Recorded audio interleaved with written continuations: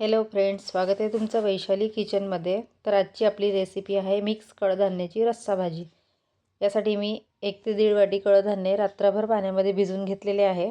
यामध्ये मूग, मटकी, बरबटी आणि चणे घेतलेले आहे, हिरवा वाटाणा। आता 1 ते 2 पाण्याने धुवून घेऊ।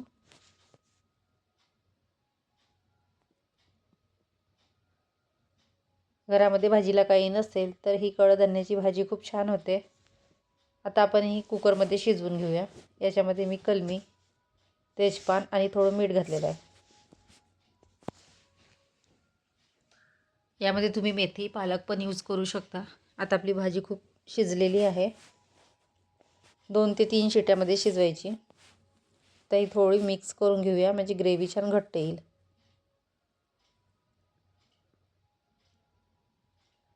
अगदी कमीत कमी साहित्यामध्ये होणारी आणि झटपट होणारी भाजी आहे। यासाठी फोडणीसाठी कांदा, कढीपत्ता, हिरवी मिरची, टोमॅटो, आलं लसूण पेस्ट आणि कोथिंबीर। इकडे कढईमध्ये 2 चम्मच तेल घातलेलं आहे।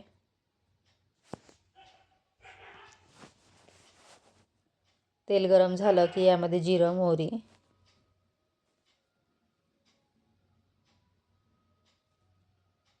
कढीपत्ता, कांदा, मिरची सर्व परतून घेऊ। कांदा लालसर झाला की त्यामध्ये आलं लसूण पेस्ट,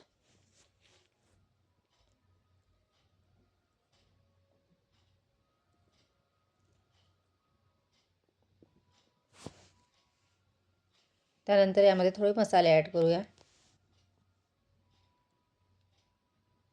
इथे मी धने पावडर, जिरे पावडर, हळद, तिखट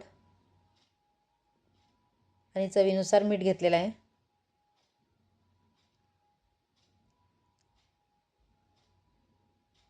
सर्व मसाले परतून घेऊ।